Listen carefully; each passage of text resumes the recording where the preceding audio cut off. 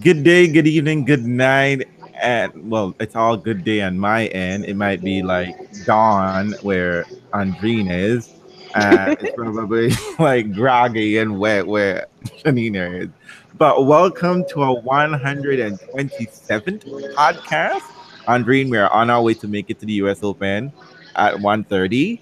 Good. But we are coming to you live from Foreign, Ohio because Janina is in Cincinnati, which is kind of foreign-ish, but still all It's bit. You know so what I mean? incredibly foreign that the tournament is not even in Cincinnati. It's in a place called Mason, Ohio, but nobody knows what that is, so they just call it Cincinnati. See what I'm telling you? Only in Ohio. Only in Ohio. But before I go any further, let me just say welcome to the Reels Tennis Podcast. Ladies, I don't think I ever really said that in the beginning.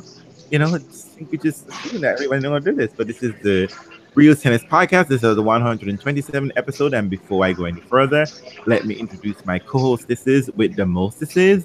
We have Andrine from Solely Tennis Travel. How are you, Andrine?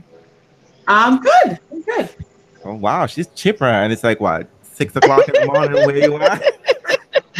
Relatively chipper.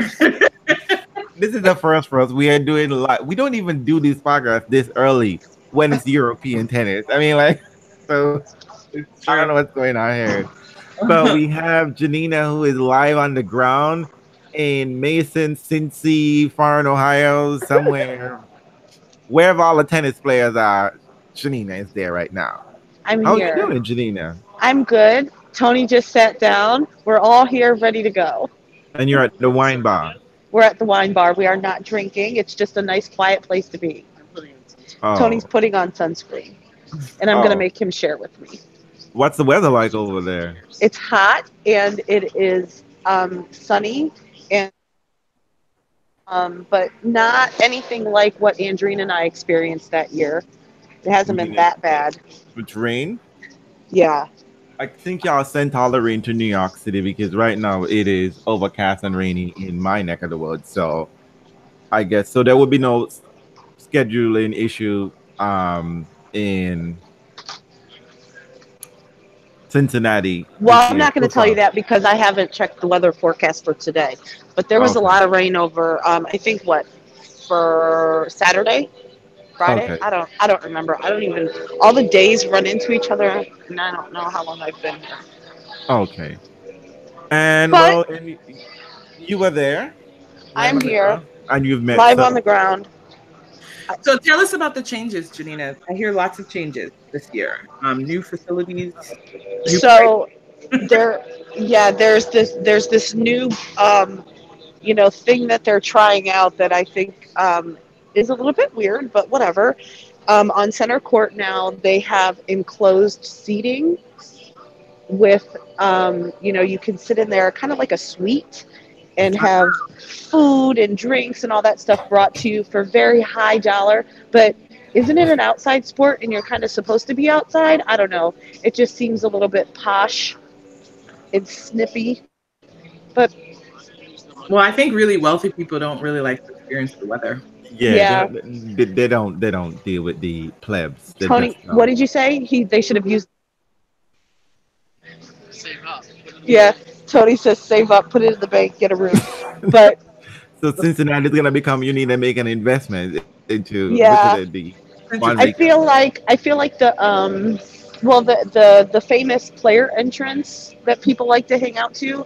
I haven't been over there to hang out, but I've walked through, and I noticed that every year, um, the area becomes smaller and smaller, whether it be with a fence or pots of flowers or whatever. They push you further away from the players, and that was one of the best things about being here was the access to players. I mean, you still see people walking around all the time, and you can walk up to them, but that really was a highlight of this tournament. And I don't know, I don't like it. Yeah, there's a lot of hall monitoring going on. Okay, so let me tell you how my day started today. when volunteers are given a little bit of authority, they take that shit to the extreme. We know this. It happens in all areas of life. People think they're important and they're really not. So yesterday, um, rode in with Chad at, what is his name, at CC Smooth. Hmm. Mm-hmm. And so in the car, it's myself, Chad, Tony, and Peter. And we want to drop them off at the regular gate before we go park in the media lot. So we did, and we got yelled at for not dropping them off in the appropriate location. And there's a sign here. Oh, there's Maddie Keys. She looks good, just so you know. Um, we totally got yelled at for not, being in these. You have to go to the sign that says drop off. And Chad says, "Oh, okay, ma'am, I'm sorry, but there wasn't a car behind me. I didn't hold anybody up." And she says, "Well, yeah, but we don't want people to get used to doing that." Okay, fine. So this morning, oh my God, this bitch went ballistic. We, we pull up. It's just Chad and Peter and I. And we pull up, and there's a sign that says drop off pickup lane. So we go up, and we think this is where we have to drop Peter off. And it's Right. the same woman with her flag there. And Peter opens the door, and she like comes at the car with this flag, waving it everywhere. And she says, "No, no, no." I swear to God, I thought there was an accident. I thought like there was a car behind us and we were about to get hit. And Peter had started to open the door, and Chad just started yelling. And he's like, "I'm sorry, I'm sorry." And he like floors it. It takes off. And Peter has the door open, and Chad's driving. And I just literally yelled out, "I don't know what's going on. What's happening? Is everything okay?" Because there was just all this woman like practically trying to put her head in the car to yell at us. And I'm like, what is with these volunteers? Same place that has teenagers. Yes. But this is the same. They want to say like, "Oh, this is for your safety" or whatever. And as Tony points out, this is the same place that has teenagers directing the traffic, and they put a girl in a wheelchair in the middle of the road to tell people where to park. This is not safe. This is not safe. At night, it's just I don't. This lady this morning, she was just off the hook.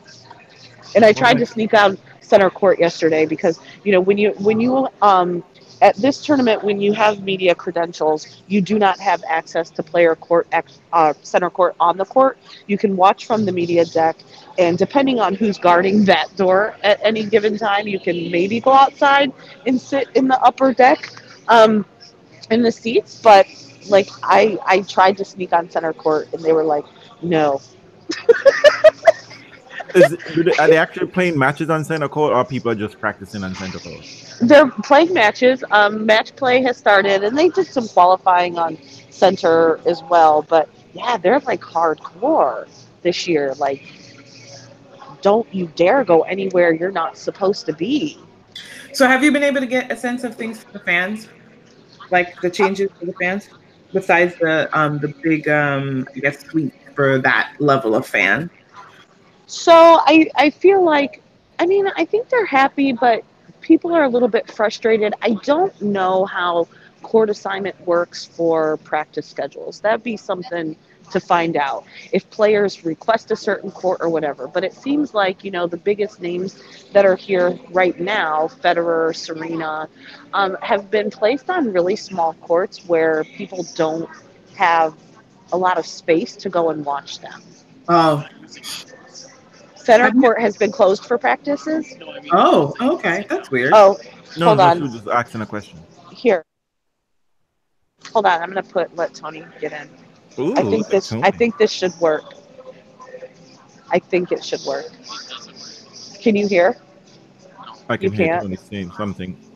I can't hear him clearly. Oh, he can't. You can't hear. Okay. What were you saying about? They're not using like 16 and 17 where people can sit. Oh yeah, there's a court 16 and 17 where there's actually seating, and tables and a little platform, and they're not being used. They're being used, but they're not being used. I don't. That's where Roger would normally. Yeah, they're not being used for the big people. Like yesterday, I went over there and I didn't even know who it was. So I don't know. I don't know if that's intentional or not. There's Are you able to see practice people on your app? Because I hear people say that that is not part of the app, but it's just visible people. Are you asking, Andre? And I think you're a little bit breaking up. Are you asking whether or not you can see where players would be on the Cincy app? Yeah, I think it's supposed to be the app, but Yeah, so the app is good when it works. It's had, for me, I've had issues seeing the practice schedule. Um, and there used to be electric towers with information all over. The one that was right over here by the wine bar is gone.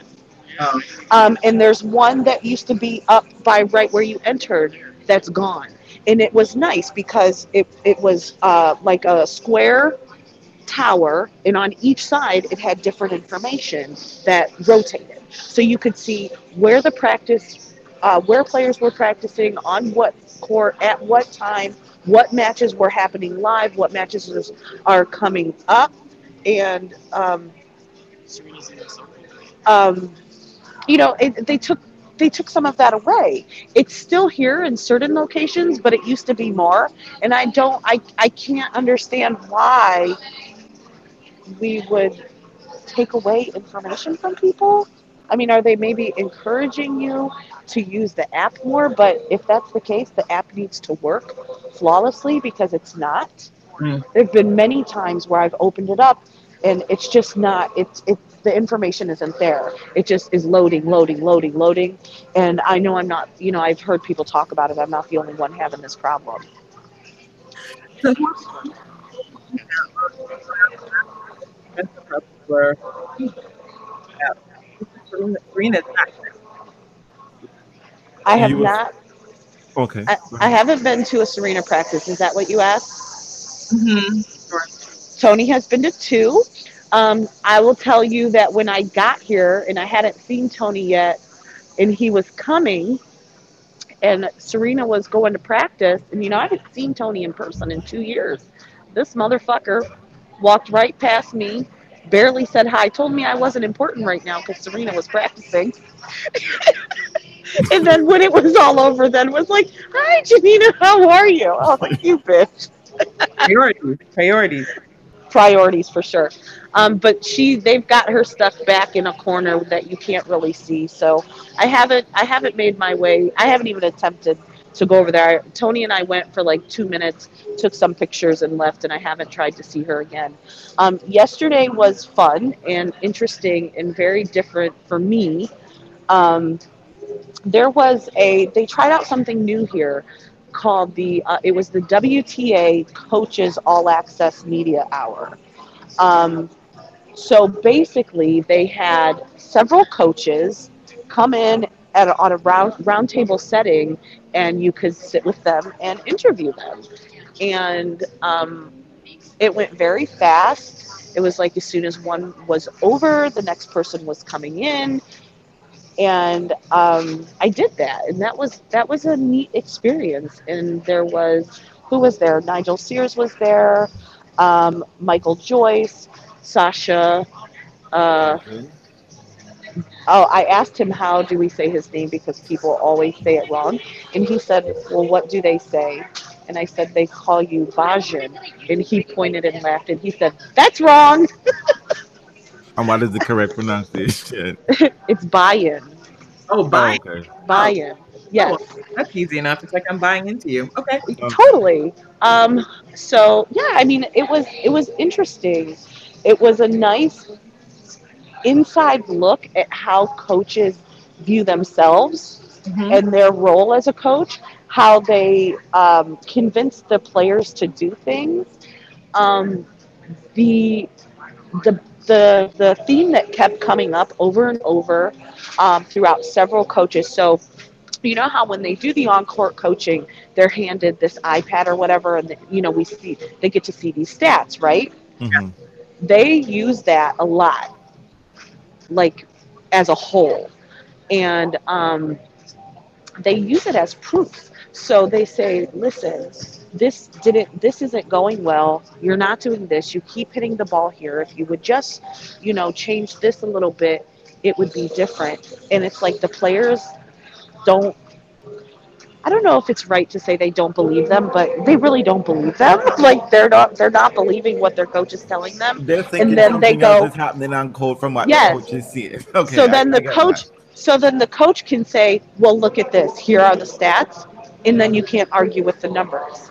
They seem to use that a lot as a convincing process. So that was interesting. Not one single coach out of the six or seven that were there yesterday, not one of them said that they liked on court coaching or that they wanted it to continue. And the biggest reason was A, tennis is an individual sport and you do need to be able to problem solve on your own. But B, what is the point of having that when everyone's main goal is to do well at a grand slam and you can't use it in a grand slam? So what's the point? Well, they better not lobby for it at a Grand Slam. Yeah. So wait, so let me ask you something. So the coaches are saying, is it when you say none of them said that they liked it? That was a question that was directly asked on. It was a question directly asked. I asked it. A couple other people asked it. How do you feel about on-court coaching? And they Two all said they didn't like it. two coaches flat out said, "I don't like it. I want to get rid of it, but I know it's not going anywhere." And the others said, "Well, it's here, so it is a rule, so I'll use it." But and then all these qualifiers with it. I have audio of all that, and we'll go back over it, share some of it, get details of exactly who said what. Because again, it was very fast paced, and it was a lot. So I apologize for not being able to tell you right now who said what. Um, but the general consensus was they didn't like it, and yes, they were directly asked how they felt about it, and they don't want it. They don't want it. It's almost like if they can lobby and have it get rid of it. You know what I mean? It's like, Mhm. hey, we Well, don't I mean, want it. I think it's interesting because the question becomes who lobbied for it in the first place, if not the actual coaches doing it. Right. And it has the I think there's entertainment value, right? Like the fans, people watching it, like don't really care for it because at least I don't see. Here I Well, am some people saying, do, and that was actually brought up too. That like it adds a TV value if the interaction is intense between the player and the coach. yeah. And even the coaches said sometimes they like to see that because that lets them know where someone's mindset is, and it can be entertaining when they kind of fight with each other, and coaches take stuff from that, and they're like, "Listen, this is what's going on over there. Use this to your advantage." But overall, they don't like it. and it can also get awkward, like like with Michael Joyce. Is it Michael Joyce? But then the Maria Sharapova incident. Sorry, Michael Joyce, if it wasn't you. And also with that very awkward situation with that girl Ashley, where she and her boyfriend had this rather post Oh, right, spat. yeah, Not It's just actually Alyson first. Allison wrist. Yes, yes. sorry. Mhm. Um, Yeah. so you can get into those situations, and it's like, but overall, are you? So I have some homework for you. I'm just Okay, putting it out there. okay. You mentioned seemingly that you. I get the feeling that Ohio, which sorry, Cincinnati, which is not in Cincinnati, which was basically like this out of like a fan ability for fans to get into a sort of a US Open feel without it being the US Open, if you get what I'm saying, that they can interact with the players, all the major players, Mhm. as opposed to a 250 or a 500. All the major players who will be contending for US Open will be there, and both men and women. But now they were able to get much more exclusive and up close access to these players. So what I want you to find out is whether or not this out of a new rules, this ever increasing restrictions for the fans, if it's something that is policy driven by the tournament organizers themselves and where they think they're going with the tournament, or if this is something that players have been secretly advocating for and the tournament is just responding to it in this manner and willing to take the brunt because people can't fight a corporation. You know what I mean? It's better Right. for the corporation to be the looking like the evil guy Whereas instead of it being like, oh my God, Serena didn't want this to happen, Serena didn't want us close to her, Roger didn't want us close to her, whatever the case may be. Right. So Well, yeah, I don't. I mean, I will try. I listen. If I haven't learned anything, I've learned that people don't want to talk and give up information and tell the truth. however, Um, but you can be seeing All that right. you're a So, fan. all right, You, we're gonna she'll negotiate that the best she can. I will see what I can find out. I will Right. definitely poke around Okay. and see what I can learn. but we're Your proud of sense? you. We're What's your proud of you. You what's did your so sense of amazing. what's your sense of how the tournament feels about Rafa's withdrawal? Is that a lot of disappointment? I No, I don't think anyone is surprised. I think the most surprising thing is that he actually said, I need to rest. Rafa never says that. Never, Mm. ever, ever. There's always some kind of injury linked to a withdrawal, and often then there's all this speculation about, you're not really hurt. Just say you're tired. And he Yeah. actually said, I needed to rest. And that has been far more Very, surprising than the fact that he withdrew. yeah, no, it's very responsible and adult, being able to sort of say exactly what's going on and then take the brunt of that. Yeah, But he never And does that. there was vulnerability where he said, I would love to be out here all the time and play forever, but I know that can't happen. Like, kind Right. of, I was He's like, what? But he was like, I gotta talk to people, to people, to people, but he's and never it's played, like, you never don't played. need to talk to anybody. You are in charge. It's you. Everybody's responding to you. If you don't want to play, you don't have to play.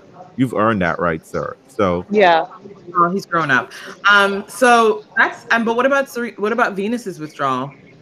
Did you hear any more about the source of No, that injury? I don't I don't feel like anybody's been talking about it. I'll see if there's more buzz today. I think a lot more there. The media room has been relatively quiet because main draw play just started yesterday. Um, so today I think some more people people will probably in be in there. Canada. Yeah, a lot of people were in Canada. A lot of people are arriving today. So I think there might be some more chit chat about this and that amongst, and especially amongst people who are going from or coming from Canada to Cincinnati. So, but no, I honestly, no one, I haven't heard anybody talk about it. No one. It's just like, Venus isn't going to be here. I'm bummed not to see her, but there hasn't been this outcry. No, I was just curious to hear um, Yeah, there's not really no chatter about it, no buzz. So the interesting part, so this is the first time that I've been here on the media side of things, and it's been very, very different experience. Yesterday there was a lot of tennis to be seen, and I didn't see shit.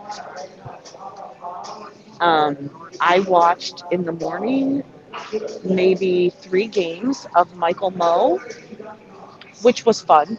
I liked watching him play. um, on court 3, which I love. It is one of the show courts, but it's the smallest of the 3 show courts, and I do like that court. But then when the WTA coaching stuff was going on, when all of that was said and done, many hours had passed, and I didn't see anything. Nothing. it's a challenge. It's a It is a challenge challenge. to sort of experience the tournament and watch it tennis and So also get the work done.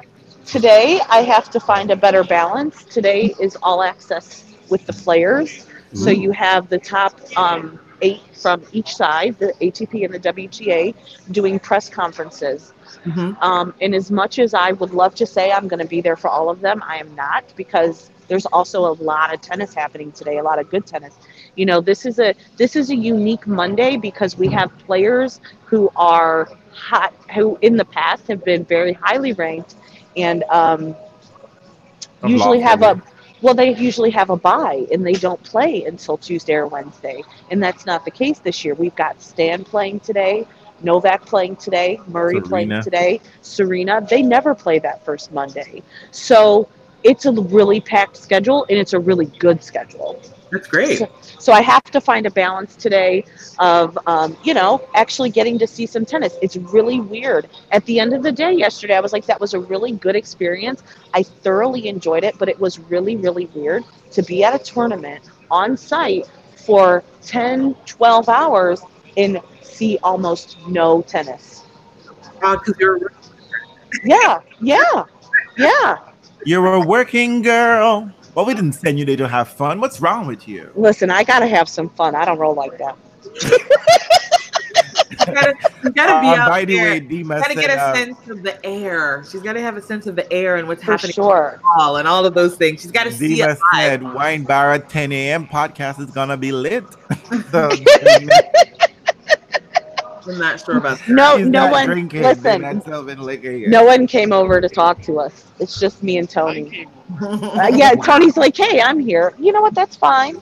Tony is loyal and faithful, even when he doesn't what like does me. Tony think? Does Tony think Serena looks good? Here, I'll let you talk to Tony. Hold on. Yeah. Let me clean off my. He's looking like, oh my god, this is gross. Deal with it. How do I? Put him in. Just put him in. Tony, drink Coors Light. You'll be I'm here. okay. I Hey. can hear you. So, Okay. what do you think about Serena? We've seen her practice. Are you in? You don't have to hold them. How are you feeling? Well, I mean, I always feel good when I see Serena, so it doesn't really matter after that. What do you but feel I, about for her tennis?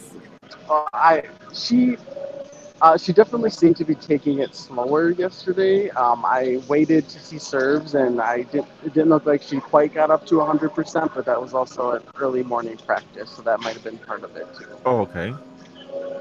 Does she look happy? Does she look like she's enjoying herself? She does. I definitely had pictures of her smiling, so check my Twitter out. Yeah, I have seen your Twitter, Tony. Shameless plug. Shameless plug. Okay. Well, you can't check. I can't check it out if you don't tell me what it is.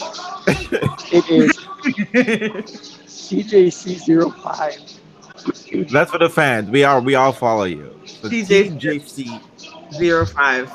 05 at There you go. Tony. Yeah, just Really as a great. matter of fact, I think if you put Serena and Tony, it will pop up. That's just all you need to do. That is the only goal I have in my short life. So I haven't even had a chance to look at the draw. Who did Serena begin with? Gavrilova. Gavrilova. So that's going to be a tough Ooh, match. That's he's gonna start fighting early. Gavrilova is feisty. And God forbid if you get Renee Stubbs, as that commentator. Oh, God, you're going to be. Ooh.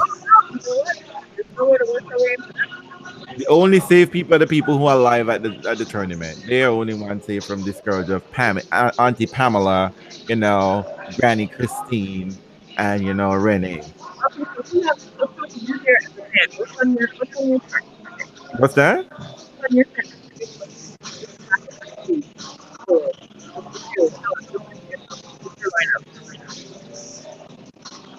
We pretty much didn't hear what you were saying for that bit. can't hear you. But Tony, what do you feel about Rafa with Drew? How are you feeling about that? Are you worried for the U.S. Open?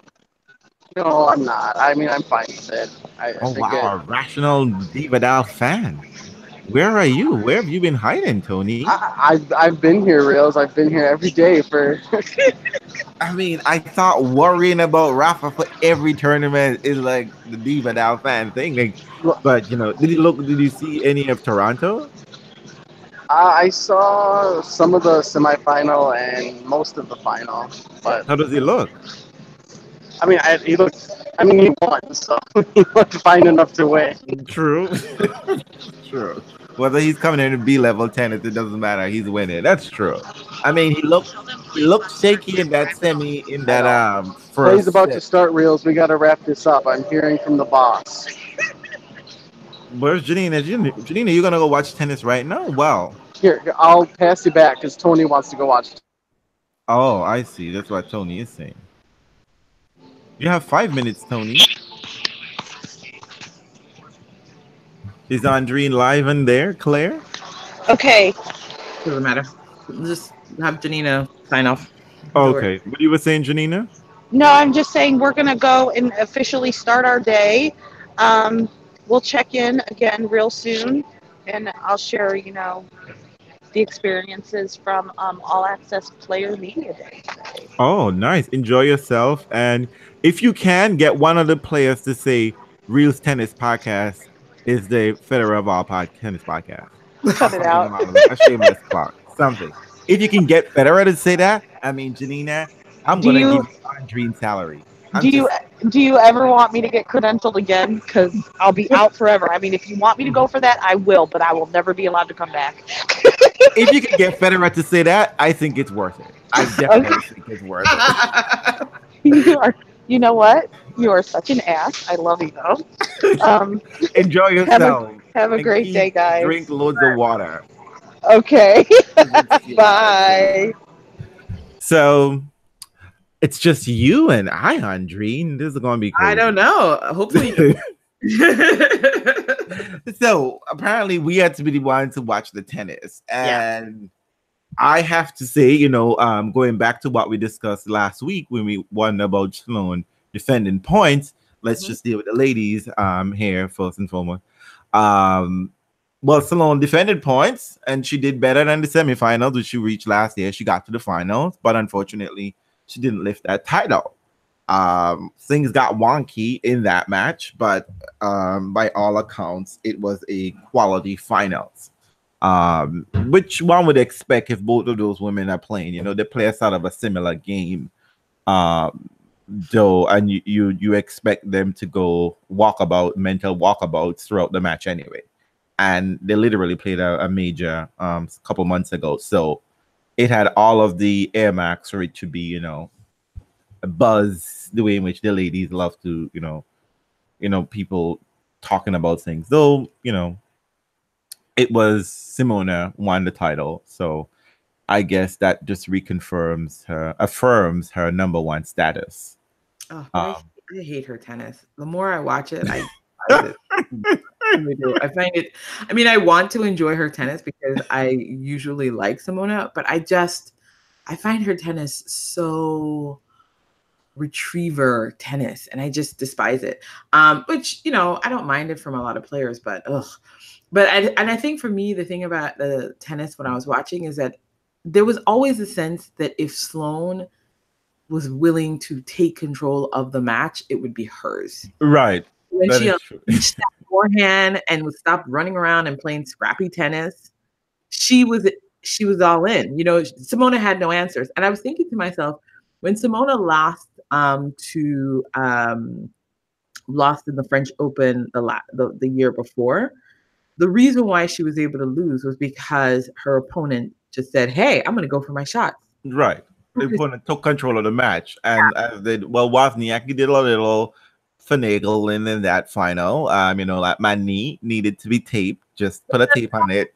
But about in Roland Garros and what it takes to beat Simona Halep. If you're gonna scrap out there with her, it's entirely on her terms. Right, exactly. Because she's fit and she's willing to retrieve and mess about.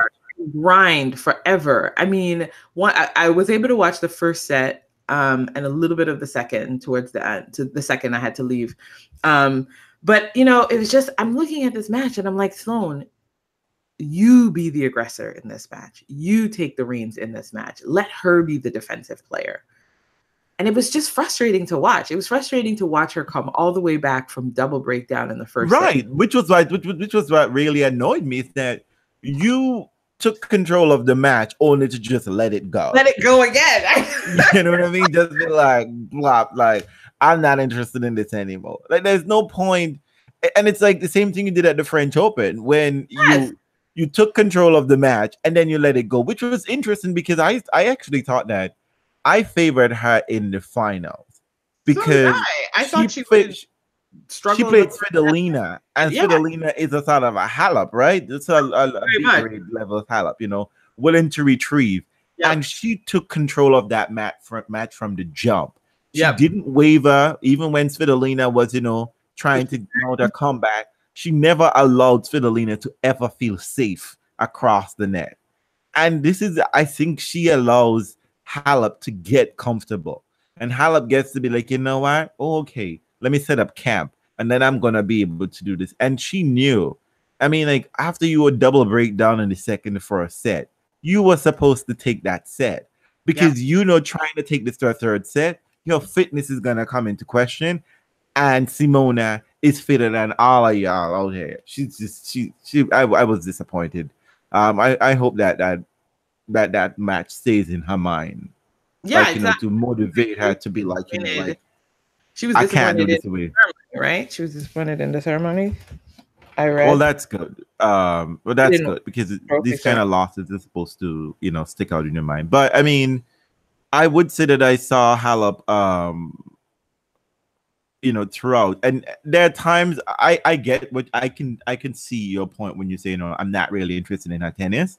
It's kind of like dull, it's retrieving. But when she's been an offensive player, it's really good. But I think the problem for Simone is that she doesn't know how to move forward in the court. So you don't get that sort of it doesn't come across as being aggressive as opposed to when the men play baseline tennis, they're looking to dictate from the baseline.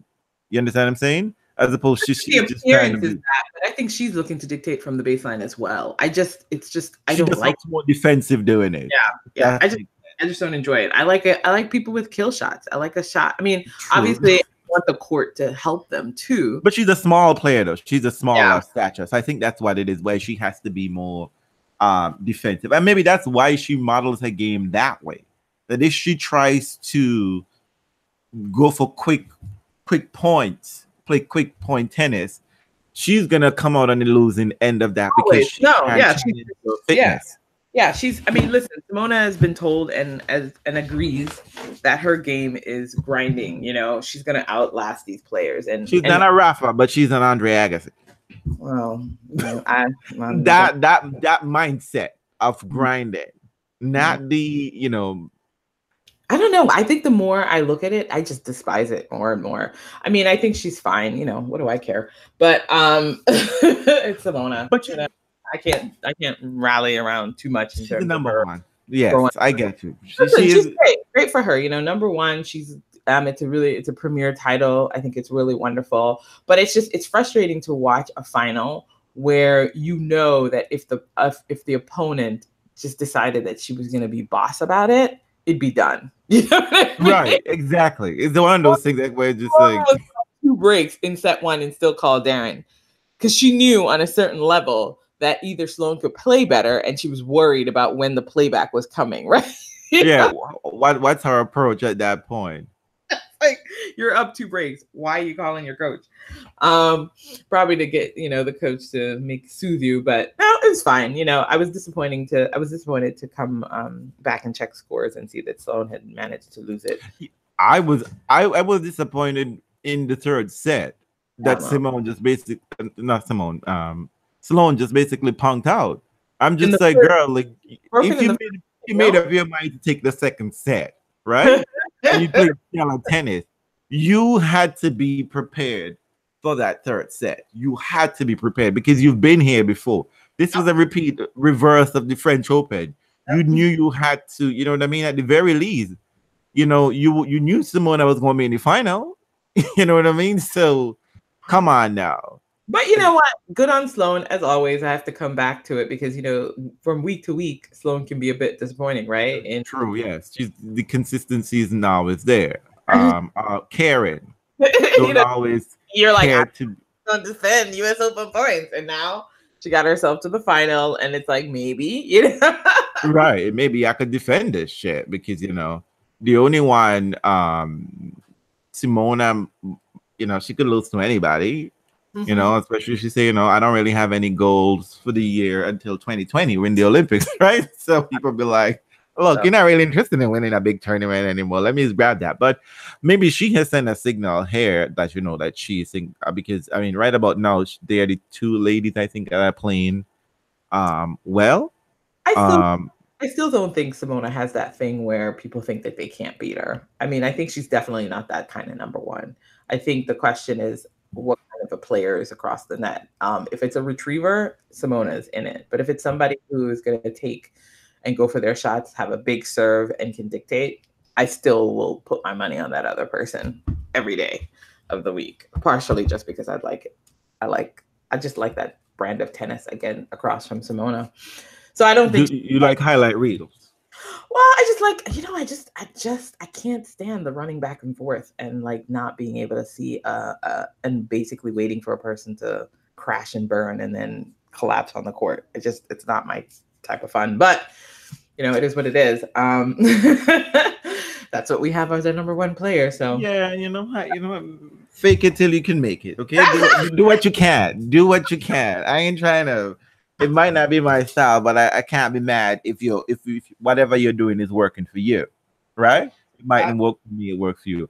But there's something I just want to address in regards to Simona. It's apparently Simona addressed the crowd in Romania and said, "I don't know how you felt the crowd was as you were watching the match. I don't know if it felt differently. Of course, it would be different for those who are there." But she apparently said in the crowd in Romania, "Next time some of you come to a tennis match, you should respect this space and be more civilized." Now, I think that might be a rough translation. I don't know how that might be, but I was like, I'm sorry? It sounds like the kind of thing that she has the power to say to them. Anybody else, that would sound real hard. real, yeah, exactly. But I was just like, Simona never takes it out of a political stance. Simona always finds some way to be like, "Oops, what? We're talking about something else." Pamby. Exactly. Well, actually, she took a couple stances. She complained about her schedule, the way that they've been treating her schedule. Right. Well, but I think I think Simona is getting a little bit comfortable with herself as a leader of some sort, at least in terms of what she said to the crowd. And it is, because I will say that I've experienced people who go to tournaments who may not be necessarily generally tennis fans, but they are fans of a particular player.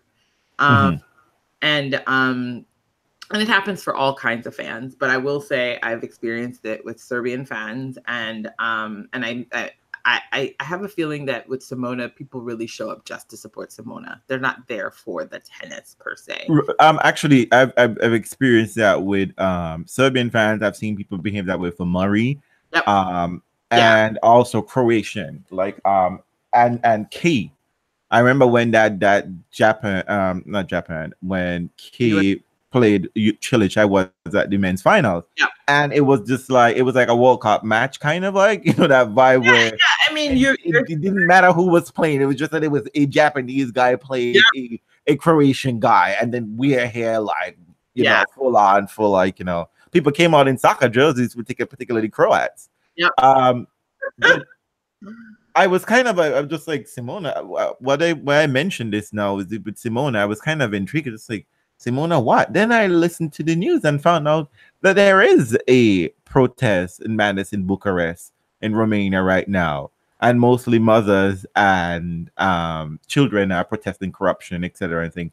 So maybe this might not just be a key, a nod to the crowd, but as it will be something that will be played back in Romania. There might be it might be something that would be double entendre, I guess, in certain manner for the home crowd in terms of peace, because people are protesting. Usually when poor people are asking for something, what usually happens, right? The government be like, "Nope, let's kill you, squash you down," whatever the case may be. I can't imagine Simona taking a political stance like that at all. Well, I think this might be the way of doing it, right? This is the way of just saying tennis. You know what I mean? Because very generous, but I'm gonna keep that one. I'm gonna say you're very generous, but because I mean, let's be 100 here. These Romanian fans have been behaving this way at every single Simona match. There is nothing new. There's nothing new or different that they did. Short of them trying to kill somebody this time around, they have been behaving this way. In fact, it was a thing that whether Simona is in the first round, they're like, Simona, see, you know what I mean? They have the flag out and whatever. In fact, there was a woman who followed her all the place. So maybe she now has a sense of ownership of that space. They that parade for her, and she now maybe that's a powerful thing. I mean, when your whole country basically come out for you. I mean, that's all nice. That's good. God, I don't know what it is, but I'm ruthlessly uninterested in Simona for the moment. Mentally, I can't even. But got it. I don't know. Moving on. So, I mean, I'll try to care, but no. I think that's great. I mean, I think it's. I will say though that speaking, I do think it's really nice that Simona has chosen to talk a little bit and push back a little bit at the scheduling, and her sense that things are unfair. Listen, I think it's always great when players we are enjoying a sport, but the players are there doing their jobs. And I think it's really important for them to pay attention to what works for them on their job and to push back at whether they think something is fair or not fair. I can't always hold it in my mind as a fan, because sometimes what works for you as a fan is maybe contradictory to what will work for a player, right? Well, if there's here's the thing. What I want as a fan is irrelevant. but I understand it. I understand that I'm attending to it as a fan, so I can get the fact that I'm probably right on it as a fan. And I think it's important to know that, like, as a fan, it'd be really great if you played your tennis at 3 p.m. because it's just in my sweet spot, and then I gotta go. If I'm in Europe, that works for me. Like you know what sometimes I mean, like we do the podcast Sunday evenings, and it's just like this becomes a bummer because when we're in North America, the finals are like 3-5 o'clock, and we can't get this shit out early, right? We have to wait till the results. Yeah. So when it's in Europe, it's like, oh, it's 9 o'clock finals. Wonderful. Let's do this. We could do this at 12 and be done with the game on Sunday. Yeah. But I mean, we can't. Right? It's just us. It's our needs. So I think it's great for her to talk about whether the scheduling of things were inappropriate and whether she thought she was getting the shaft, which I have to say, part of the reason why I find Simona less and less interesting is because she doesn't say much. And so the ones that does speak up, I think that people have to take her seriously, because this is not a squeaky wheel type of person, right? So clearly she felt like something had gone too far. But then I thought it was really disappointing to hear, Chris Everett and Pam Shriver really diss her from a sort of business position. And I think people really need to be mindful of the fact that they're really there to represent the player's perspective a little bit. Like, I know in their minds, they're there for the corporation because the corporation's cut checks. Exactly. The reality is, I only care about you because you were a player. Exactly. You know what I mean? And I care about you thinking about that when you're talking. But if you're just going to be a talking head for the corporate side, it's irrelevant to me to have you there then, right?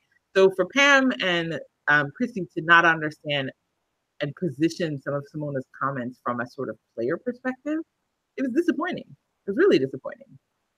And I think they just have to learn how to balance that a little bit more. I understand that we all need to cash our checks. I get it.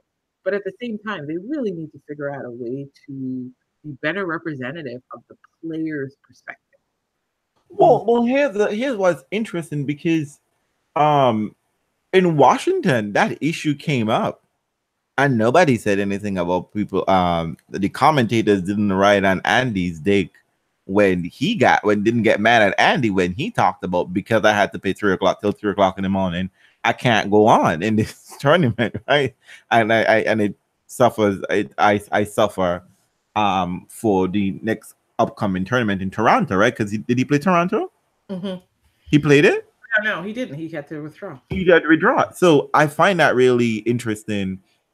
That he didn't get that whole thing. Everybody came out. Men are allowed to speak and be vocal and be critical and be thought of as leaders, and a woman doing it is whining. And I find and to have other women jump on that same tired, shut up and play narrative is just a poor showing, I think. And part of especially by just saying, like, oh, you make more money now, why are you complaining? As if I know. That is so short-sighted. As if what she was complaining about was that I didn't get extra money for playing an extra match. Like, as if she wasn't saying it's the body. This would affect me physically. That is the issue. No. It's the physical thing. And here's the thing. Y'all was saying Ash Barty gotta show up and whatever, she gotta play 2 matches too. Let's be 100. Ash Barty didn't play that singles match because she was a hot mess. And can she go and give it her all when she, you know what I mean? She has the next match to play. That isn't, I mean, doubles requirements is not the same thing as singles requirement. Yes, you have to go out there and be physical, but I have seen tons of doubles players who play strictly doubles, and they don't look the same level of fitness as the singles players. So there is that to consider, and it doesn't even matter in it because Simona is the number one player in the world, and she considers she has that money to spend, and she's concerned about her body, and that should be the primary objective of this situation. This should be the optimum focus here. But Pamela and Christine always got some shit to say, like back in the day and talk about their struggle. To me, they look like they want to be. I don't know what the struggle was for. If Simona can then complain and ask for it to be better, as if everything has been solved now. That they solve all the problems of the tour and everything is wonderful. But I think part of the challenge is some of them have personal pet peeves against certain players, and it really blinds them to the critiques that players offers, which is I can always tell. Chrissy and Pam are not fans of Simona online. Whether they are in real life, they might be, but when you listen to their commentary, it's not the case. So I think it was really a matter of who was speaking. Because I think if Madison Keys had said something, I think Chrissy would have found a way to make it work. Maybe Donna Vekic, I think she would have found a way to make it work. Fair point. That is a fair point. She is. Yeah. Because I remember at Wimbledon, Chrissy was suddenly sounding like a feminist, and I was like, "Whoa, what? Chrissy's offering critique about how women are positioned in the sport." So I think it's And they don't. This is the thing that drives me insane. Mostly is that they come off with the one off with the feminism, and then the next week they drag it down to the ground. They bash it. I mean, they bash the same feminist perspective that they have been trying to cultivate, and then they wonder why the women's game is struggling. Why? Because they themselves don't give it value. The women's game is not struggling. I don't want to go down in that road. I'm just saying that I think that if you're going to position yourself as an ex-player, I think you've got to make sure that you bring some of that sensitivity to the player's perspective. Actually, it's interesting because the men do it really well. Like I think I'm not a huge Marty Fish is really good at sort of trying to. I mean, I don't think he's a great commentator, but I think when they ask him questions, he really grounds it in his perspective as an ex-player. And I think that's the best position for you to be in. I don't need you to be talking about something as a business person or as the tournament director or any of those. Because honestly, Chrissy and Pamela, you don't have that experience either. Exactly. So I'd rather you come at it from at least attempt to bring a sort of the player's mindset into the room. But Chrissy has been very disappointing as a commentator in general because she doesn't bring. Half the time you have to remind yourself that Chrissy has won a billion slams, and titles. So anyway, it just was disappointing. But good on Simona. I think what's interesting, right, is that the world is going to make Simona into a leader, whether she wants to be or not, because I think they're going to continue to be exploitive around her in terms of her scheduling and what have you. And so whether she wanted to be somebody who's going to speak up or not, I think unfortunately for her, the sport's going to force her to speak up. By the next maybe 2 years from now, she'll be marching in her own damn streets. True. And you know what? As it should, because white women have the power, right? You have the power to change, Simona. It gotta be you, girl.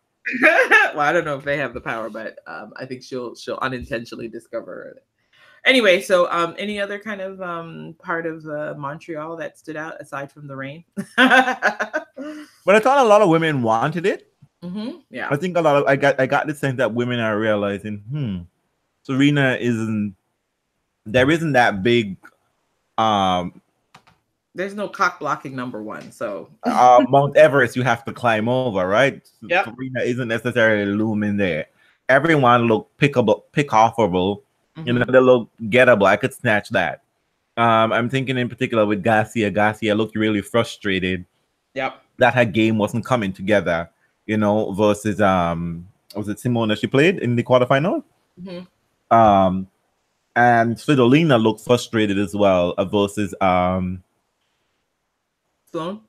Sloane. I can't mention Ash Barty because I don't think that's a thing, but Pamela and Chrissy seem to think it's appropriate constantly to mention she used to play cricket. Well, I mean, I think her as a sport genius, physically, skilled and adept. So I'm very excited for the women's game. I when you too. come to the US Open. Oh yes, I'm excited. I'm there second week. I'm going to go. I'm definitely there for the women's semis. I'm really hoping that we have some really great women. I think it's gonna be an all-out brawl, a big old fight. I love it. I love it when that happens. So, and I'm looking forward to, it's good. I'm back in my own city, so I'll be able to. I didn't have Tennis Channel while I was in the East Coast, which was brutal. Okay. So I'm going to be able to watch a lot more tennis this week, which is going to be really good news. So that's great. So I have to say also, ESPN, it makes no sense you're trying to show me 2 tournaments in 2 different places and only have 1 feed. Listen, they're trying to do what they can, I mean, like, I don't know who's doing the contract, but that's a hot mess. Yeah, I can't be just trying to, as soon as, I mean, Sasha and Tsitsipas came on court, and they just coming on court and they're ready to get rid of the women's matches, the women's match we're watching. Like, stop that nonsense. And also, it's 2018. We should have access to doubles. It shouldn't be a thing that you can't see. Come on now. I think that's a question. That's a question about like who manages the doubles game and who negotiates for viewing of doubles matches. Because I think the only places I really get doubles matches, I think are from the slams, right? If you're fortunate enough to have the singles match finish early, like we did with the women's match, you ended up with some doubles coverage on your TV. So right. That's about it. It's a little bit of a default. But, listen, I mean, I don't really understand tennis. And the World Tour Finals, they give you that. Yeah, because it's part of the menu, right? It's part of the menu.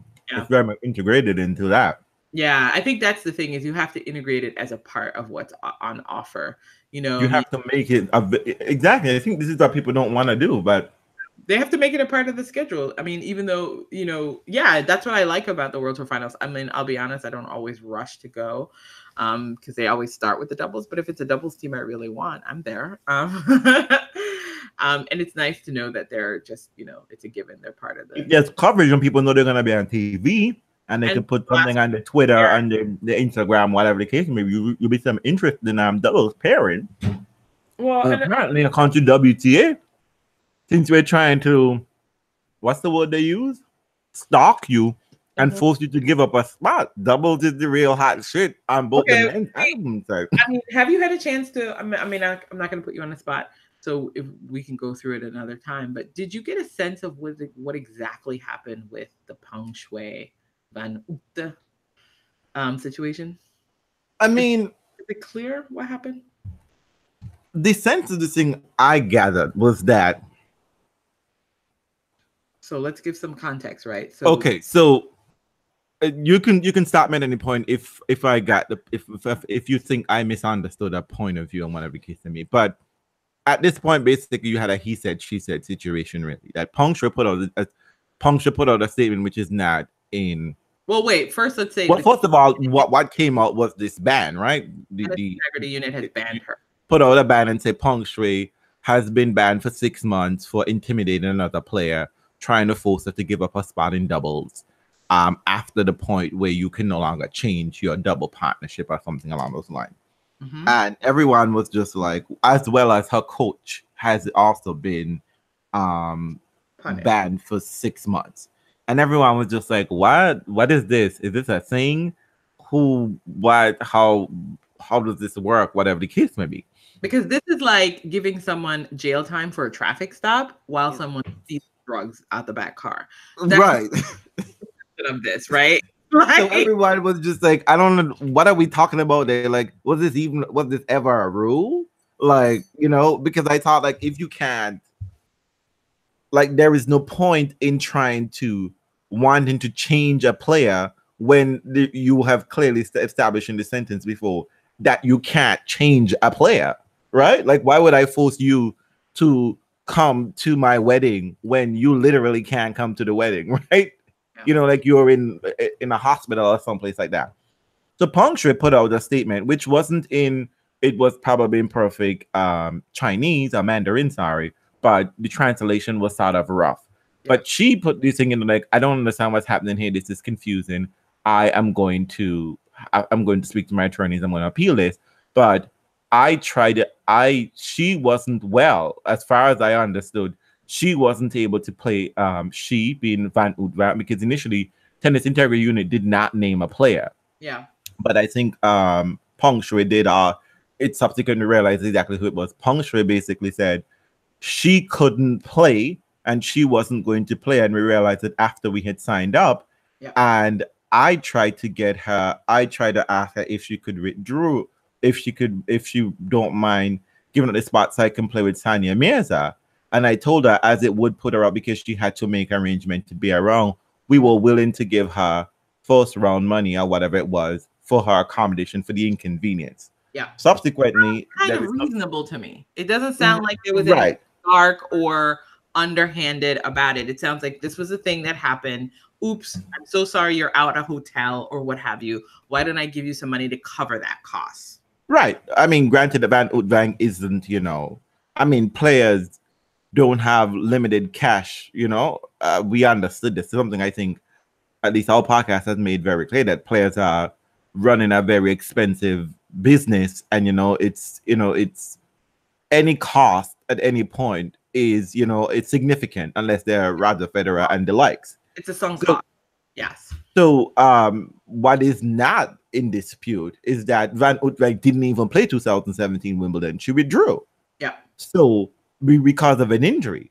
Mm-hmm. So it seemed like what Peng Shuai was saying seemed like, okay, this makes sense. Then Van Utyvanck put out a statement, which also wasn't in perfect English. I'm assuming she put out a proper statement in French or Flemish, as she being Belgian.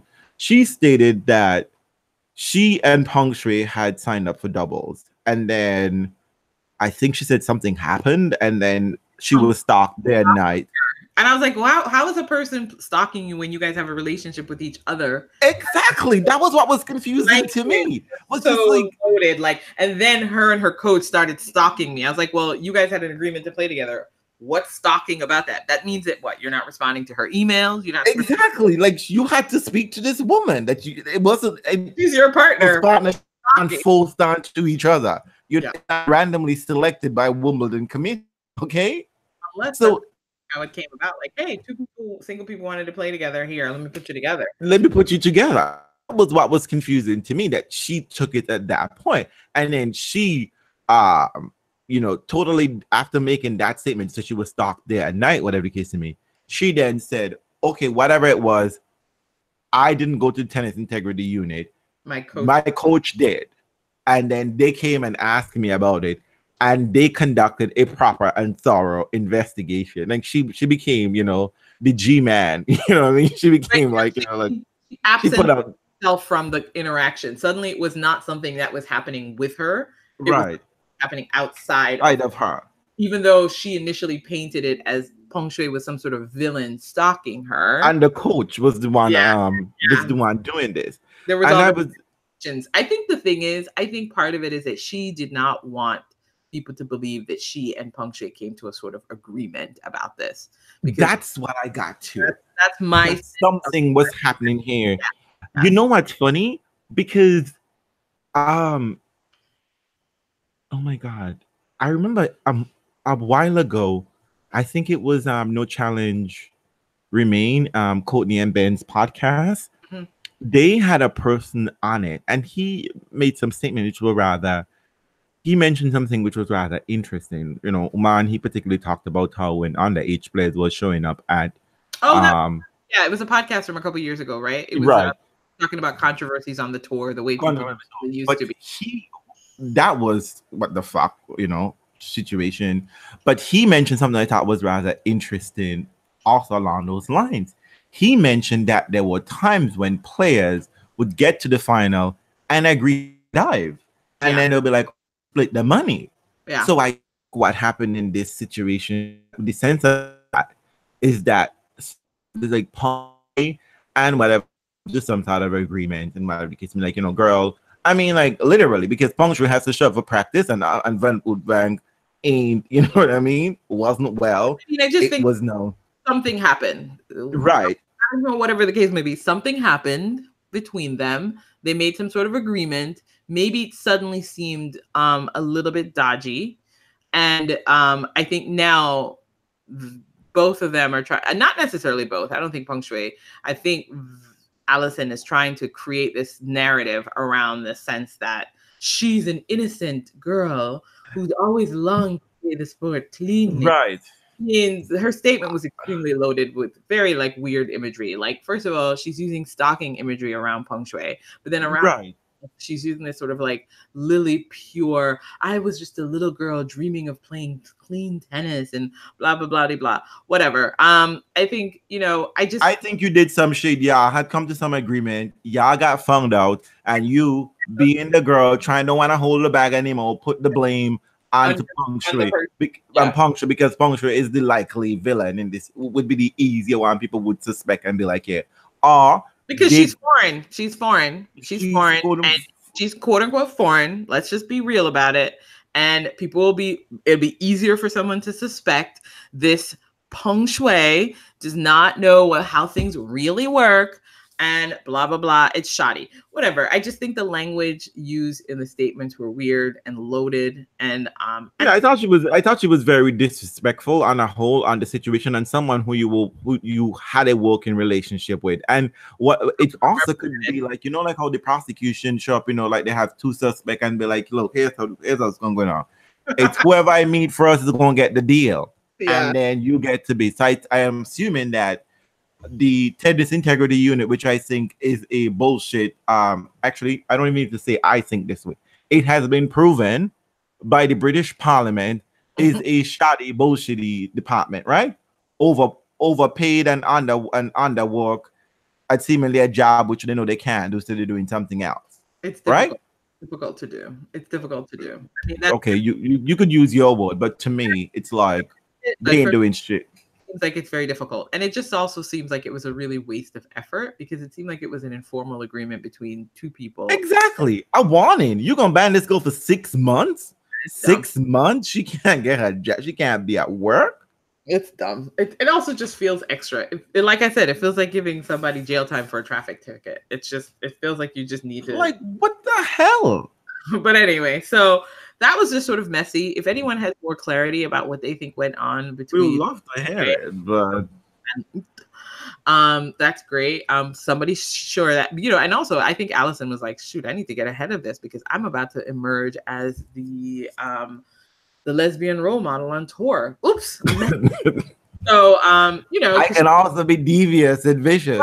Well, no, regular human being, but No, think about it. Not even like that. No, I mean, I just think that she was getting a lot of positive press. And now, now this other thing emerges right immediately thereafter. And I think she's she's intending on trying to keep that image of herself really clean. But right. So the whole thing could also be that maybe this was something that was going on, and the tennis integrity unit is trying to send a message to the players.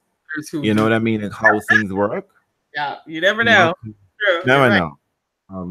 But anyway, so those were. But we would know this shit if people cover doubles more often and we saw more doubles matches where we could be like, didn't you sign up with this girl last week, or weren't you playing with this dude last week? And all of a sudden, it's on a change. I know. So, you're right, because doubles has always got intrigue, but it's just never covered in a book. Exactly. We just seem to think, because the Brandt brothers always played together, like everybody always plays together, but we know there was always tension with the Murray Piers situation, and now Piers is playing. Leighton Hewitt is back on tour, and guess who isn't surprised? Reels. And which partnership did he have to destroy in order to get that going? Because Leighton isn't around, and Piers need to make money on a regular week in, week out. So whatever the agreement happened for that situation to happen for Cincinnati. So anyhow, something for us to think about. So let's just finish up with Toronto. Women Montreal, Toronto on the men's side. Well, there was some solid matches. I will admit straight up, I did not see the final because Tsitsipas, as much as I think he's adorable, is got a single-handed backhand, and Rafa has spent his entire life fucking people with single-handed backhand. Thank you, Richard Gasquet.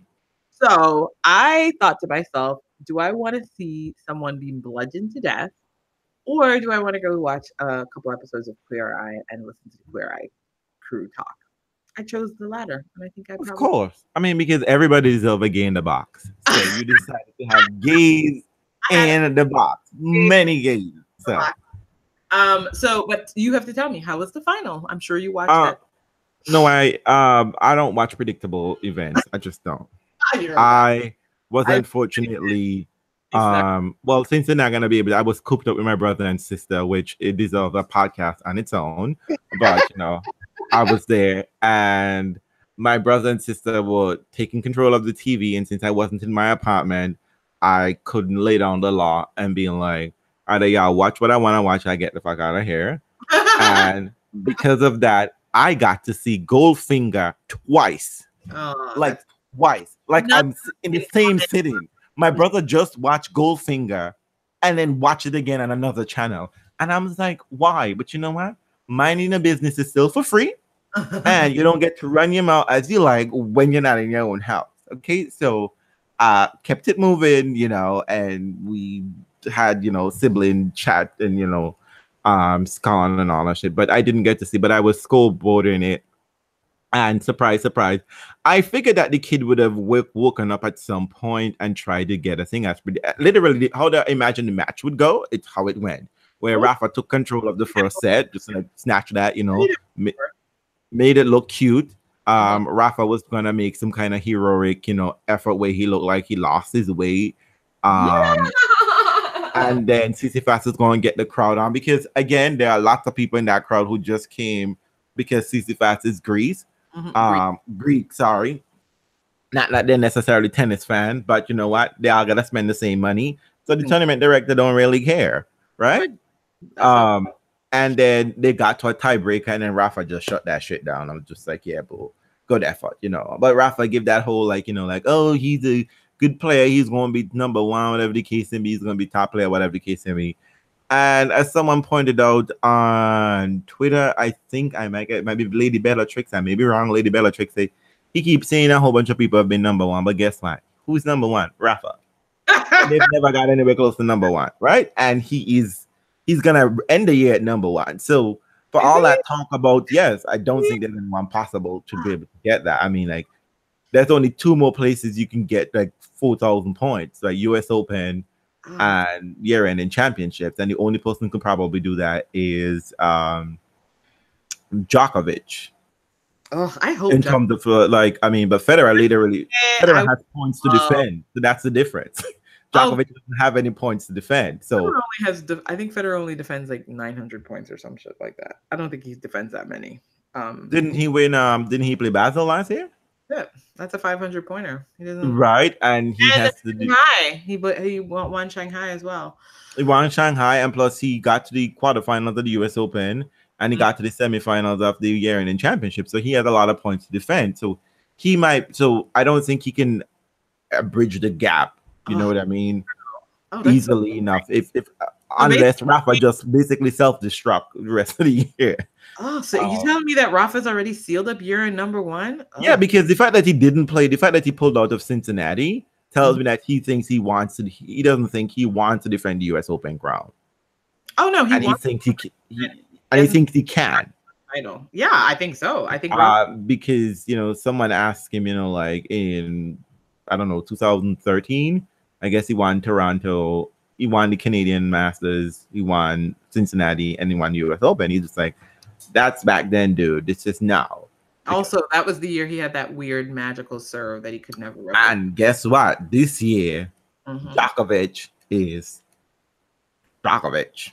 Yeah. I really hope. You know what? My hope is that Djokovic. So again, I'm like a mofo. I really would love a Djokovic year-end number one scenario emerging if he could do it. I don't want Rafa as year-end number one. Because here's the thing, we might think on the other side that like Djokovic is normal, like back to being juggernaut, but Rafa felt that heat in Wimbledon. He knows how that goes, and Djokovic doesn't care about getting in his face and pulling a diva move and demanding shit. Like he's gonna be like, I want this roof closed to 3/4. What are you talking about? And Djokovic is gonna fight for that. So there is that, Djokovic don't care about Roofgate. He don't care about that shit. He's Who cares about Roofgate? Nobody cares. I mean, the only people who cares about Roofgate are fans, and fans are nutty. So that's just how it is. exactly. So Djokovic knows he can ask the tournament director for something. Nobody back at the slam count and go, that one was done under the roof. This one was done off. You don't know. You don't know how that works. You know, people. You know that people be like, well, guys, better back that is in the final Australian Open. That ain't shit. You know, like yeah. So let's shut it down. So I mean, I think it was really good. It seems to me a really good run for Stefanos. Really right. As a young kid, I mean, it does give the potential for the young people to feel like, you know, they can make some sort of like headway. I mean, the next gen look like, I mean, I think the next gen is just right. Accidentally birth, right? Just your birth. Because if you were born around the Sanga, Gasquet, Grigor, no, bitch, your talent wasn't even gonna matter. We just couldn't handle these 4 people.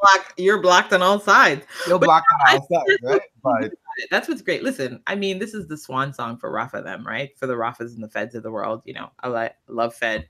But you know, I think my hope has always been in terms of the men's game was, as much as I liked, you know, the generation Grigor and those guys, I really am more excited by next gen.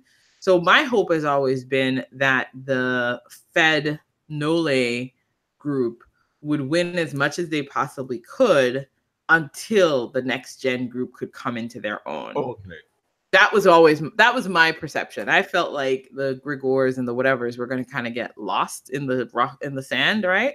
And that all you really needed on the ATP side was for the top 4 guys to sort of keep it moving for a little bit to allow the ATP to float, because they're really floating on the backs of these guys, right? On the back. Well, here's the thing is that I think where the next gen is lucky, not necessarily by birth. When I say accidental birth, I mean like all 4 of them or 5 of them, Stanley, whenever Stanley feel like it. And I say big 4, and I'm including Murray because Murray wasn't falling out in the first week. Okay, Murray was getting to the second week, semis, quarterfinals. So that was a cock you had to try to push out of the way, right? Mightn't be the biggest one you had to push, but you know it's still one you had to push nonetheless. But then they're all here present, but they're not up to full capacity, and they're not full strength, and they're not all showing up in the same place. Yeah. So I think this is where next gen is able to capitalize on this. The middle generation people like Grigor, Rernich, they're dealing with some injury, and also the old generation know this hack. But we know you. We know your shit. We know your stick. We know all of your tricks. Yeah. Because we know how to get over you. Because this would have been something, and I mean, like, and most of these players already wrecked their body on those top 4 guys anyway. Like K, I mean, like his body. So they hit a wall and they can't necessarily sustain that. But I'm thinking that the next gen, they probably could get to the finals, but they don't have the tennis and the skill to I think get into a 5-setter with these top players. They don't. I mean, I don't, and I think they're not there yet. What I like about it right now is I like that they're just beginning to push through, and that by the time they get to a place where they're going to be getting to these finals, my hope is that generation is gone. My hope is that the Fed and the Rafas are gone. And they're bringing some personality too. That's what I kind of like. That's what I like. I mean, I say 2 years. I mean, if Rafa is still dominating at the French Open, you know, in the next 2 years, good luck on them, I guess. However, they work. Well, you know what? We got Dominic has that on lockdown. Nobody ain't trying to worry about the French Open because Dominic is a click out specialist, and they're gonna be like, Dominic, you handle the French. You do what you can do there. We're gonna concentrate on the other 3 because ain't nobody trying to wreck their body and clay anymore. We're done. I just think that the next gen is right on time. My sense of it is it's right on time, which is that you're not going to have to get through Rafa in finals. You're not going to have to get through Fed in finals. 2 years from now, they should be out of this space, and the next gen should be occupying that space and playing against each other for titles and all of that. That's what I'm looking forward to. I don't really care about seeing Tsitsipas play against Rafa and see whether Rafa is going to beat his ass up. I don't care. I have zero interest in that. That is a good. I think I don't. You that's see what I fair mean? enough Like, for you to say, and it's cool, and I agree because there was no value in that match, right? There was nothing in the match. None whatsoever. I mean, it's valuable for him to get to the final and to play Rafa and to have, you know, that kind of experience to say I played Rafa. But for me, I stopped caring about those interactions a long time ago. For me, it's like I'm waiting for the time when the big fours or whatever. I mean, maybe it'll be Novak. It'll be Novak and these kids. It's easy enough to deal with one person. Yeah, it'll be, you know, and Novak is, you know, what we love about Novak is he's spotty as fuck. He might be on 1 week, off the next. Exactly. And I mean, Cincinnati had a good run. He beat top player. I mean, to me, those were the interesting matches, actually. The interesting matches was not the final, at all. No. Was the Sisyphus versus Anderson. Mm-hmm. I mean... Ugh, and Anderson is emerging as like what Grigor and all those other people should have been, which is sad. Well, but I know, and Anderson is 30 plus. That's the crazy thing. Yeah, but so yeah, you're not getting that. But also, I enjoyed the Sisyphus versus Sasha Zverev match only because it was such a good character study of Sasha. Yeah, and Sasha was absolutely right that Sisyphus didn't do anything special. It was all on him. He lost that match, and he had all right to say that in the press conference. I don't know why y'all getting y'all panties up in a bunch.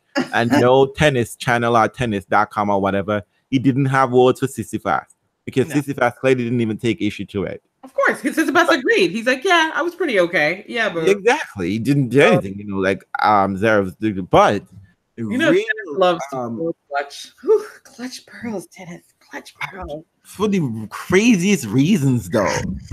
You know, I mean, like... Somebody said something really mean in the press conference. Someone's gambling. What? Someone said something mean. This is what people would respond exactly, to. Right? That is this crazy thing. It's just like, oh my God, like he was dope, she was doping. No.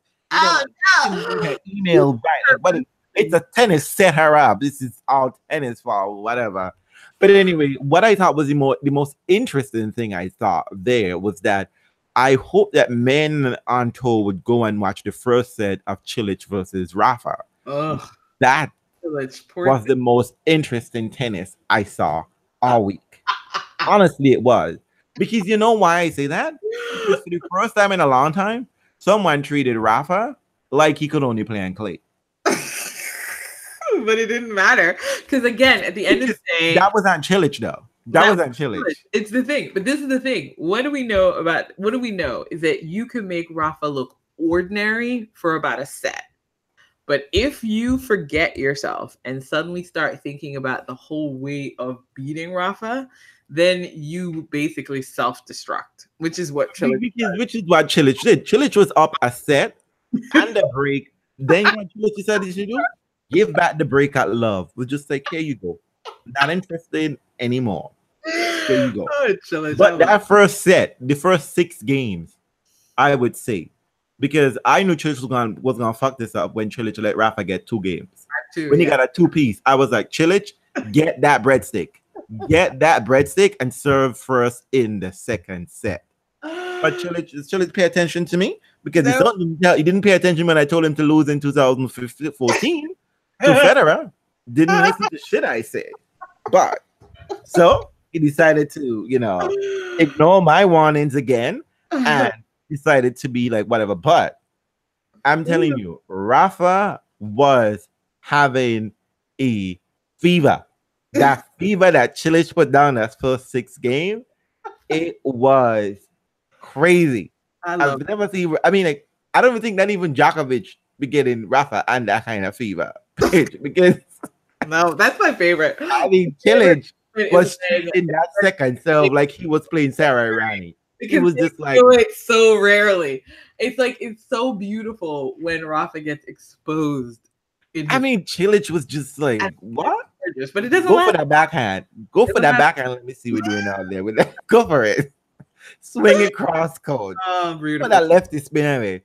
Cilic was just boom, winning out. I mean, like, the commentator, but you know, it's such a sad situation because I think the only player who gives Cilic the respect that he deserves is Federer. Because I mean, and I'm saying this honestly, You know, not even Simone respects Cilic, but that's a whole other conversation. But I mean, there is Cilic dragging Rafa, and all the commentators talk about Rafa fight. Fuck that fight. This is top level stellar tennis. But This is what is supposed to happen to a clay court specialist. That he's supposed to come out on a hard court, and the hard court man who got a serve is supposed to dismiss him like he has no business being here. This is why Dominic team is struggling. This is why you understand what I'm saying? But you know what? It's not how you end. It's how you start. It's how you end. Fair point. That is a fair point. But I hope Cilic notes. Yes, no, I hope he I don't give a notes. about Cilic. Cilic is useless to me. Cilic is about He's not an intellectual of the game. He unfortunately that he is not. No, but I think that Cilic gets in his own way. I mean, he does it against Fed too. I mean, that's true. But it's like Cilic and Federer loves it and he waits for it. You know what I mean? I It just didn't happen in 2014, but he knows this. And this is really sad for Cilic because how are you gonna be having Rafa and the ropes and then lose tamely in the third? I mean, come on now. You gotta get your life. But my thing was that here's the thing, because this what I loved about the match, particularly in the first part of the match, the first 6 games, you know, was how Cilic was treating that serve. Because Rafa couldn't put a serve in, even if you double bag it. He couldn't hold it. He couldn't. He was under so much pressure. So much pressure that for once, when he won a point and he was carrying on like madness, I was like, okay, you're right. You deserve that. Because you should do that. Because Cilic looked like he wanted to give you a golden set if he could. Like he was just trying to snatch all of the points. But Cilic then, and I'm trying to figure out how is it that Cilic is still having this kind of a confidence issue when he has been to 3 major finals. You know what I mean? Like he's played with the best. You know what I mean? Like he's so toe to toe with them. I mean, like the players all acknowledge him. You don't know, I'm giving the full respect that he's still struggling, and especially in this late age of his career, that he should be doing better. It's I don't know, but Cilic, you know why? Just don't show up for Federer, okay? Like I keep telling y'all, if y'all just showing up for Federer, I ain't got no respect for y'all because y'all can't be out here trying to beat up on senior citizen and then letting the young punks run around doing nothing. That ain't how it works. It was good though. I mean, Sasha. I think Sasha is. Listen, I'm just excited. I'm excited. The result from Toronto notwithstanding, Rafa winning what? He's like the Masters leader now. Yeah, well, he was the leader anyway. I mean, like I think he has 32 or 33, and Novak has 30, Federer has 27, and the next person has 17, maybe, or 14, some number like that. They're way ahead of everyone. But you know, it's because of the best of 3 set finals. I mean, I think if it was not best of 3, I mean, you might have been able to divvy that up a little bit across a lot more players. It would have looked far more different. I mean, like because I mean, in this generation of crop of player, everyone who came after Andre Agassi, right? The people who Sasha is the only person who's won more than Sasha and Sanga are the only one who's won more than one. Yeah. And people who have won, I mean, like, you got problems when Jan Isner and Jack Sock won a Master Series. You got problems. But no, I mean, they're so hard to get. But I just, I mean, it is hard to get. But I mean, like, I'm just saying that those 2 names back in the day, they weren't gonna look like an anomaly. Yeah, you're gonna see a player to a tournament with a best of 5 set final and be like, oh yes, I could see why he won that. I get it. Now, when you see Jack Sock and John Isner, you're asking yourself, who pulled out? Who wasn't there? Who didn't show up? Who was absent on the roll? That's what you see. So I really think maybe, I mean, people, I guess, unfortunately, I don't think this is something they can go back to.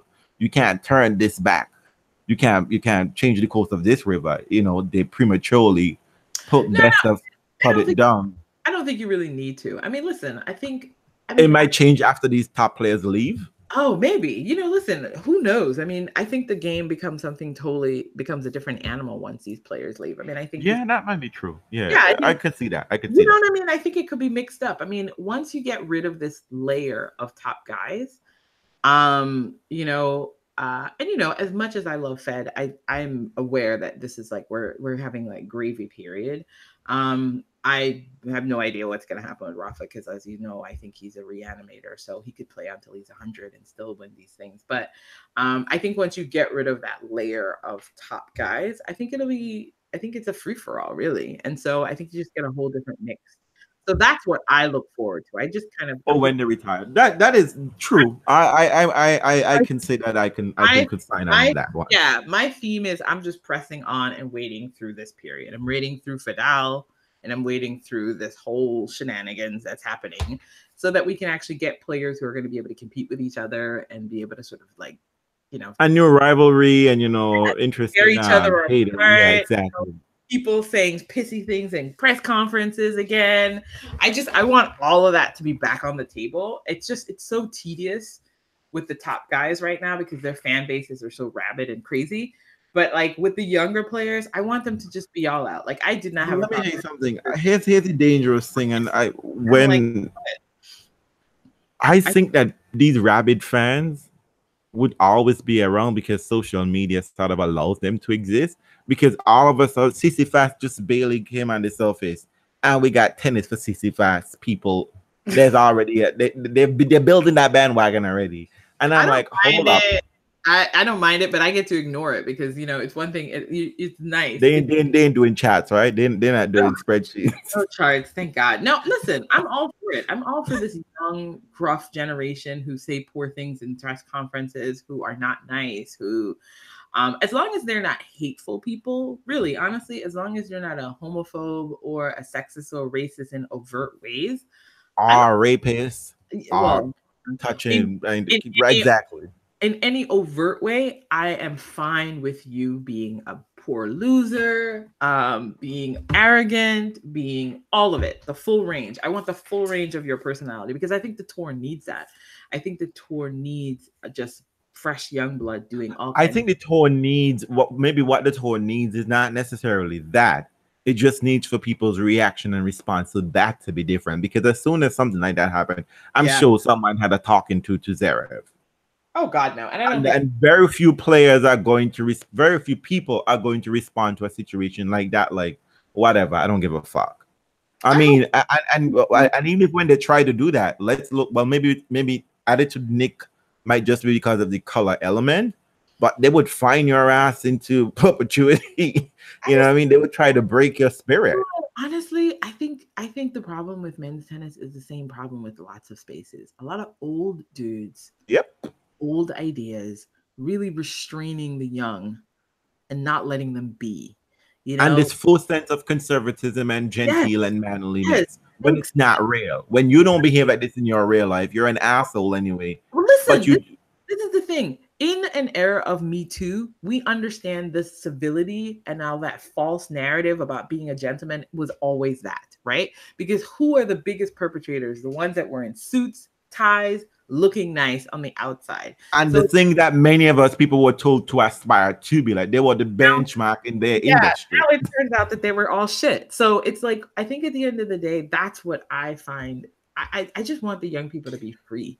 Be free to express yourself, because what we now know is that the older generation who put up all those little notes about how they're respectable gentlemen turned out to not be that at all. Mm-hmm. And their gatekeeping was just full of shit. They were just trying to get all the, pardon my language, was just trying to get the women in there so they can grab hold of them. Yes. Oh, so my thing is, be respectful to yourself, be respectful of other people in a way where you're a good and kind person, but then experience your emotion. If you're upset, be upset. If you're mad, be mad. You know, that's better. That's better and more authentic. And if you want to cry, so that we don't have to have thesis and on one person crying. We don't no. So that was exciting news for me in Toronto. Is the emergence of Stefanos, sort of maybe even a little bit outside of the shadows of some of the more prominent players who've been getting like a lot more press, like Sasha. Which I don't hate Sasha. Like I know it's like a fun thing to do is to hate Sasha, but I love it. I love it. I think but he's putting in the work though. I mean, like he's like winning. man. You pick your favorite one.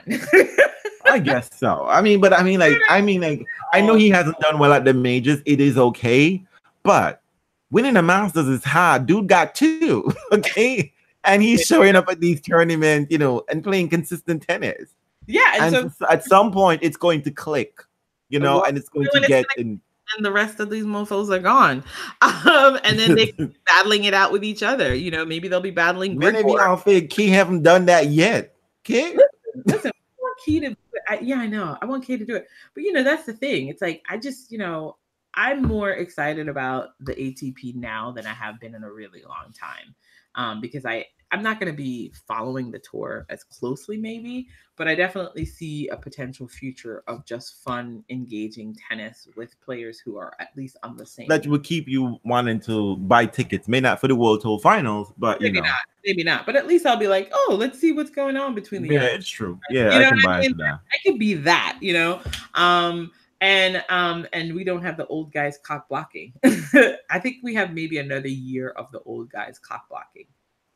Another year. 2019 is probably the last year where I feel like we're going to have these people cock blocking around before maybe Djokovic figures out his own steady ground and he becomes the old guy that's cock blocking everybody. Right. Minimally. But the good thing about him is that I don't think he's going to be as consistent, which is helpful.